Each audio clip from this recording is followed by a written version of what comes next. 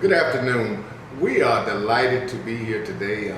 This is reunion weekend of 2023, and we have the opportunity to talk to two of our oldest alumni. Now, they don't like me saying this. It's fine with me. But truly it is a delight. We have a graduate who graduated in 1951, believe it or not. And then we have someone who graduated in 1962. And they just happen to be sisters. And we wanted to talk to them and to capture some of their stories on tape, because we believe it's significant that they share their story as we try to capture the history of Choctaw County High School or Choctaw County Training School, depending on what era you were actually a student here. But today what we want them to do is simply tell their story. We're not going to ask them to be specific about any particular question to start out, but we want to ask them to just talk about their experiences as students in Choctaw County Training School. So first of all, I'd like to introduce them to you. We have sitting here next to me Miss Barbara Loretta Yarbrough Knox. Now, if I get that wrong, she'll That's right. get it straight for me. And her sister is Lorraine Yarbrough Hunt. Correct. And we're just happy to have them with us. Thank you for taking this time out. And so what I would like you to do is just to tell us about your experiences. Tell us when you were in school here, when you graduated, and how it impacted your life as a result. Okay. Well, I started Choctaw County schools at the age of 5. My mother brought me to school, and she told the principal that I was a little young, and he said that he had a daughter the same age and that we could be playmates. Her name was Juanita Keller. So from pre-primary, first grade, all through high school, I attended Choctaw County Training School. At that time, it was the Choctaw County Training School. Okay. So Tim, and then your sister, Lorraine? Okay. I really started Choctaw County Training School in 7th grade because my parents had moved away from Ackerman for various reasons. One being for my daddy to get work in other areas so that my sister could go to college at Alcorn. And so we moved to Saginaw, Michigan. Mm-hmm. And I went to school there until I think 6th grade. And then when I came back to Choctaw County Training School, I was in 7th grade. And my experiences there were enormous. I learned to be a leader. I learned how to cooperate, how to make the best out of very little. I remember having come from a Michigan school that our school textbooks had another name in it. They had Ackerman name in it. And when we went to the lunchroom, the plate said Ackerman School. So I said to one of the ladies, why did we have Ackerman School on here when we had to go to Choctaw Training School? She said, girl, just get your food and go ahead. So we learned to make the best out of those secondhand books that came from someplace else, and the food was delicious. The ladies in the community served the foods, and we had like fresh vegetables and hot baked cornbread and peanut butter cookies, all of that every day. So my experiences were wonderful. I want to go back to Miss Knox here, Barbara. You mentioned going to school at 5. You were too young to go, and that, did I hear you say Mr. Keller? Right. Said you can go with his daughter because she also was too young, Right. and be your playmate. So tell me about that. Well, we had a wonderful experience all through 1st through 12th grade 12, and then we remained friends throughout, until she passed away. So did you all go to college together No. as well? She went to Jackson State. I went to Alcorn. My first 2 years were actually at West College, and at some point they said the licenses procedure for a home economics teacher, you had something in the process that I needed. My mother and Mrs. Keller, who was the principal's wife, decided I should go to Alcorn. So I left my beloved Russ College and went to Alcorn, which I loved also. So you left high school intending to be a home economics teacher. You knew what. Right. Following after Mrs. Keller, who was the principal's wife and our Forge club leader. Okay. So all of my experiences were all wrapped up in the Choctaw County school system. And one of the earliest things they did a lot of in the schools was, and we look forward to, was plays. They used to have little operettas, and we just sing about the daisies and the sunflowers and and roses here. We had the most fun doing that, and that made everything very interesting. And then in high school, one of the highlights was being a member of the choir. I remember the choir teacher, music teacher, Mrs. Aldrich. Yeah. And Mr. Aldrich was a basketball coach. So it was a lot of like that. The husband and the wife would both be employed in the system. We had the Aldriches, and then Mr. Lindsay, who came and was an assistant principal at one time, and his wife was also the home economics teacher. Well, let me ask you this. Now, I heard you say, Lorene, that when you got your textbooks, you found that these textbooks had been used by another school. And stamped. And stamped and placed the same. So my guess is that these were from a segregated school system. Absolutely. If you will. So how do you think that impacted your career, being from a segregated kind of school district that had second-handed books and what have you, and yet you seem to have had a successful career? How did being in that kind of a setting impact? It really, the way it impacted me is because we had such good, dedicated teachers. Those teachers were invested in us. And so they took those books, even though they were probably outdated or whatever, and took the material, because if you are reading Shakespeare, it's Shakespeare yesterday or today. So they were able to adapt it to us. And what I learned from that is you just take what you have and build on it. If you have a commitment to do well, you can just and that's what the teachers, they really were. Like Loretta mentioned Miss Keller, and there was Mrs. White. Okay. When we got ready to graduate from high school, we didn't do any preparations for the ACT or SAT. But Miss White said what she did was she came and picked out the students, the top students that she thought were top. She got us in cars and she took us to Mississippi Valley. And she said, you know what, you all are going to take a test and you better do the best you can, because you might get a scholarship, but people will look at your scores and that's how you will get into college.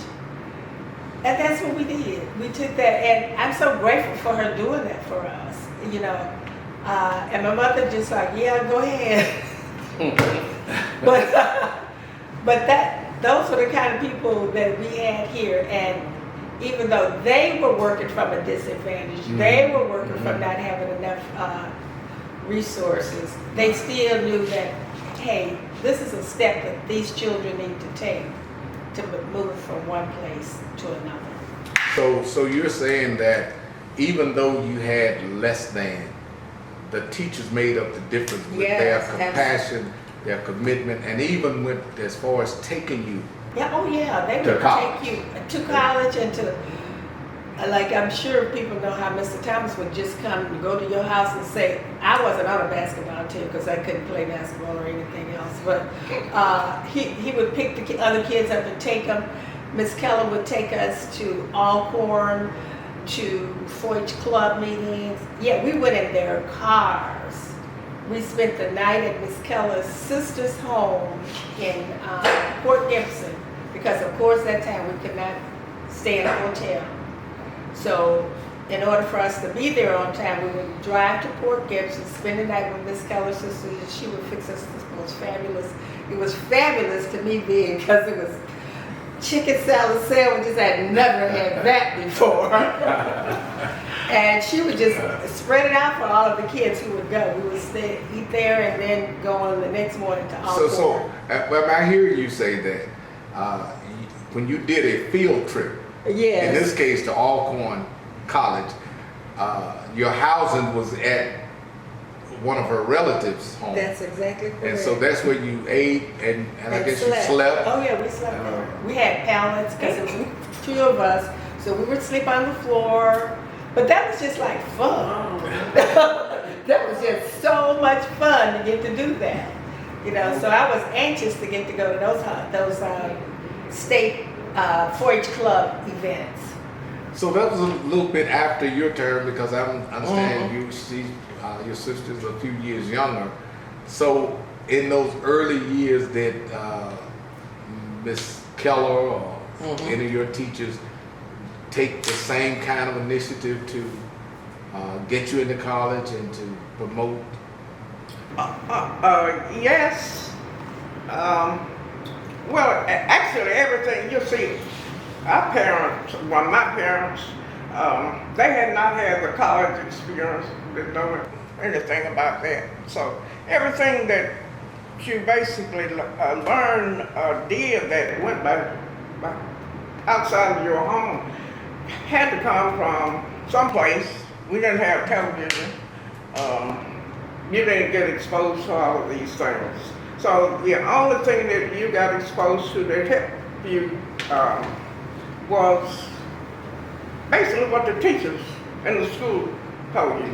And one thing that they would do, they had chapel on, at that time it was on Wednesdays. And sometimes they'd have ministers come. But basically it was where the students did presentations, which taught you how to get up in public, speak, present yourself, in those kind of ways. So these are the kinds of things that help us advance. Because outside of Ackerman, now we had Tri-High and High. Okay. And those were the Harvest with the district people, but the local teachers, you know, they taught public speaking. Then they had some form of talent. Then they have recreation. So this was another way that you were exposed to.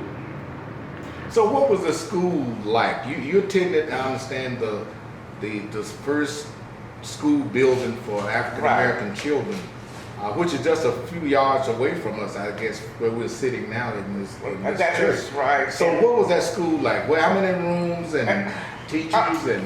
From the pictures that I see and old pictures that I have of the school, I think it was a Rosenwald building. You know, the Rosenwalds had been helpful in providing schools for children in Mississippi. And the main building was Rosenwald, like a basic ordinary Rosenwald building. Okay. You had an auditorium in the center and I believe 2 classrooms. Now I'm trying to figure out the configuration. How did we get from, at the time, from the 1st grade all the way to 12th grade in that same building, but they figured it out. That is interesting. I attended Spade School, which was also a Rosenwald school, and it was similarly built. 2 rooms and then a kind of an Like auditorium. auditorium, and then I remember behind the auditorium it had a stage, and behind the stage, there was a hallway back there, and then on each end of this hallway, on this side was a small room, had one window, and whatever books that was the library were housed in that single space. Those were all of the books. And it must have been about 10 by, I say, about 6 by 10, something like that. Now, from those humble beginnings here in Ackerman, you've each had successful careers, I understand it.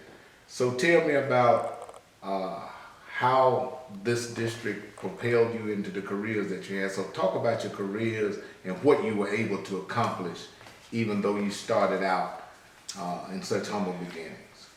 Well, they taught the best they could, and it along with a few of the experiences that I had, was able to prepare me for the outside world. I was able to graduate from, I attended Russ, then I attended Alcorn, graduated with honors. I attended In California. Mississippi University for Women at Columbus. In 1971, I received a master's degree, and in 1981, I received an educational specialist from the Mississippi University for Women at Columbus. And your work life, how's it My work life, my first job was at Conway in Lee County. I only worked there one semester. I think I worked in somebody's place. And then I came to Ackerman, Back home. my home school, and I taught for a year. Then I took I guess you would say a little tour. Went out to Los Angeles, enrolled in a designer school, designer clothing class. And I took that class and got a job, worked with a designer for a couple of years. Okay. And at some point it hit me, I came back to Mississippi and to CCHSAA, and the same Mrs. Keller, the principal's wife. When I came back, I had a job in extension, which is her possession. Home demonstration agent, they called it at that time. And I did that for 10 years in CCHSAA. Teller County. And then I decided to go back to the classroom because extension was changing somewhat. It was becoming an office job, and I really liked dealing with the children. Okay. So I returned to education. Okay. And people And say, you how retired? did you do that? Well, I did that. So when did you retire? I retired from the teaching profession in 1992. Okay. And then at some point I went home, got bored. I decided to go, in Mississippi, you can be retired, get your pension, and work one semester. So, first time I did that, I went to Marks, Mississippi, which is the poorest county at that time in the country. Yeah. Quitman County. And I worked one semester. Thoroughly enjoyed it. But I did that 1 year. Then the next semester I decided to do that. I went to Riverside in over near Greenville. Greenville. And it's supposed to be the richest school district in Mississippi. And thoroughly enjoyed that. And then by that time, I had wound down. I decided that was enough. But then I decided to go sub. So I did substitute teaching in the colleges called elementary school and high school. And then I decided I could go home. So, Maureen, tell us about your career and how this schooling here prepared you. Okay, well, like I said, I want to give all honor to God. I do, but I also want to give all honor to Miss Fields, who was my English teacher. She certainly, she was such an inspiration and just propelled me into whatever it is that I did. Mm-hmm. So when I went to Jackson State, I majored in English literature, and we had a professor there. Okay, so black children were just beginning to get opportunities open to them other than teaching and preaching. And this professor told us, I don't know, his name was Dr. Jefferson. Oh, yeah. Dr. Jefferson said, you guys are going to do something else besides teach and preach. So I said, okay, what am I going to do with the English major besides teach? But anyway, I still stuck with my teaching, but I didn't do education. Mm-hmm. So the first year that I graduated, and I graduated with honors, top honors, thanks to Miss Fields, and I was graduating from college and getting married in the same month. I was just thought that I could not do it without getting married, so I had to get married. So when I got married, we moved to Illinois, and because I had not majored in education, I couldn't get a job teaching. But they were advertising on TV that they needed social workers. So I went down, never had a social work class, took a test, and I worked for 1 year as a Cook County Department of Public Aid social worker.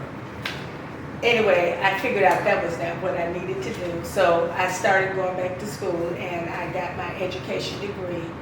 And so then I taught for 14 years, I believe it was. I taught, first I taught 4th grade, which was great. And then I started teaching English in the junior high department. And I taught there, my whole career as a teacher was, I think, 14 years.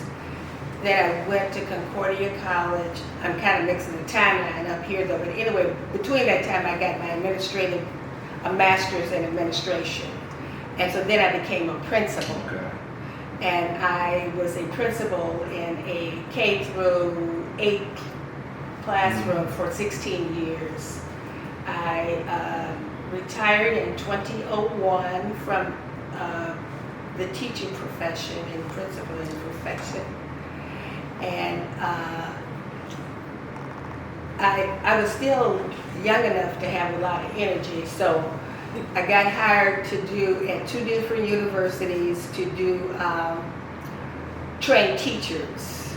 So I can't even think of the proper name for it right now, but that's what I did. I taught classes to incoming teachers, and then I would go out in the field and visit them. Okay. And I did that for 4 or 5 years because I retired in 2001, and then my husband didn't retire to 2008, so I kind of did that up until he was ready to retire. And that's basically, that's who I am. That's who I was, and I enjoyed it. I enjoyed working with children. Well, I'll say this, you certainly represent the story, the success story of anyone who goes to school in Choctaw County, even today, and what you can do with your life. That it does not matter where you start, Right. It's how you finish and how you track toward your goals and your desires as whatever it is that you would like to be. So I guess as relate to those who come behind us, I know you're a part of the Alumni Association, you're members, life members, and you're here for the reunion. And you support all that we're trying to do. So what do you say to the next generation? If you were, as as a product of Ms. Fields, Ms. Keller, Ms. White, those who impacted you, what do you say to them? What would you message them in terms of what they can do with the education that they are now receiving in Choctaw County High School? Well, my message is to anybody, of course, if you find your passion, if you even don't find your passion, if you decide what you want to do, there has to be a commitment. You have to say in your mind, this is what I want to do, and this is the road, this is how I'm going to get there. Maybe I'll have to go through several paths like I did during the social work deal, go through several paths. But if you decide that that's what you want to do, the thing is you have to be committed. There are resources out there, and in 2023, there are just so many opportunities unheard of. I just had an aunt that I was talking to her daughter last night, and she said, if she had been born, if her mom had been born in this era, she had the potential, but there was the resources weren't there, and she didn't have the opportunity. For the children of 2023 and onward, you have the opportunities, regardless of how some people are trying to throw us back. You still got the opportunities. You don't even have the old books. Mm-hmm. You got the good books. Technology. You got the technology. You can do it. That's right. If you want to do it. Well, Ms. Knox, any? The door is wide open with all the opportunities, technology. There's no reason for a person to advance as far as they want to go. Thank you. And then I want to thank both Lorraine and Barbara for sharing some of their reflections, some of their experiences. This is not the whole story, we know that. But what we wanted to do today was just to capture some of their thoughts, some of their experiences, and hopefully it will serve to motivate anyone else who will happen to see this video, who will happen to come through Choctaw County. We hope at some point to preserve these interviews, these talks, and the next generation will be able to come by maybe long after we are gone to at least have an opportunity to see some of those reflections and how the Choctaw County High School District has impacted our lives. And again, thank you all so much for sharing. It's been a long Saturday afternoon, and we have another event this evening, so we look forward to seeing you there. Again, thank you so much. Well, thank you for talking to us.